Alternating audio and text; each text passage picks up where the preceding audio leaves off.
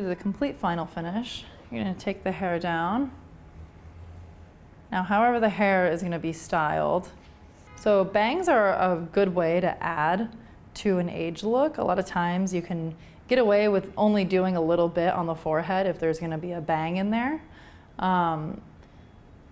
Otherwise, just kind of get the hair where you want it to be once it's styled.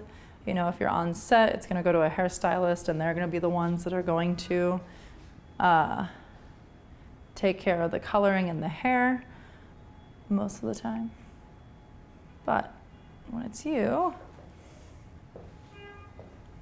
want to do a similar technique. So again, you don't want to just ever paint right on it, because then it's going to be too much of a streak and things like that.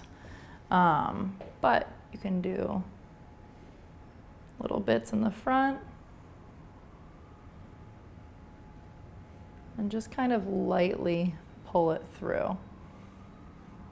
Wigs are a really great option for aging makeups because they will just help to really finalize the look. You know, if someone's meant to be aged, you can give them a wig that has a gray or a white or a silver appearance.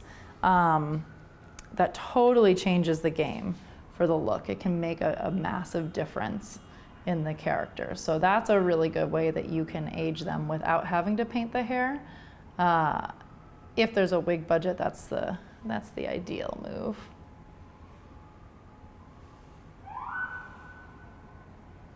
You can also take a little bit and put this on a paper towel, kind of let it soak in a little bit, and then you can kind of just use this to smudge through the hair a little bit.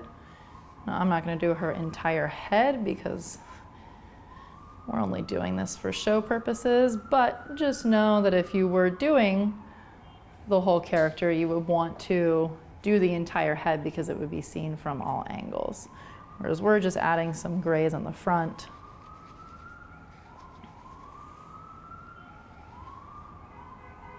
And don't forget too how I pulled back and kind of got a little bit on the inside too, just in case they move their hair around. You want to make sure that there's a little bit of a graying aspect in there as well.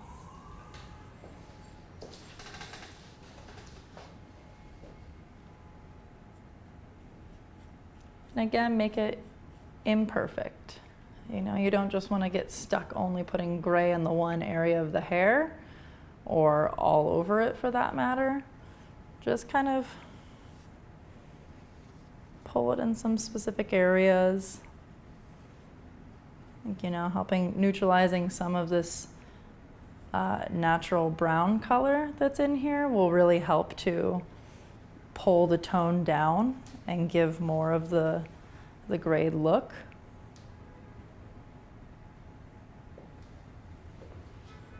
And think of too the style. So certainly, you know, you can be a grandma and have this hairstyle, but if you think classic grandma, what you see, it's probably not this nice young hip haircut. So that's also when wigs come into play too, where it's going to be a bit more helpful to have a wig that has a more age-appropriate haircut and hair color, things like that.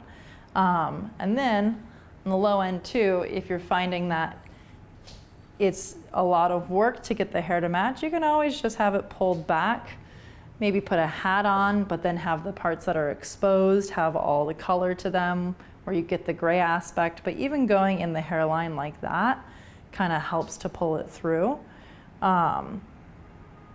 It is kind of like it feels like hairspray though, so you don't want to put too much in the hair, otherwise it starts to get crunchy. But you do want to get a little bit in there so you kind of get the gray effect. And then once you have everything done, you can get them into complete wardrobe costume, and then they're ready to go.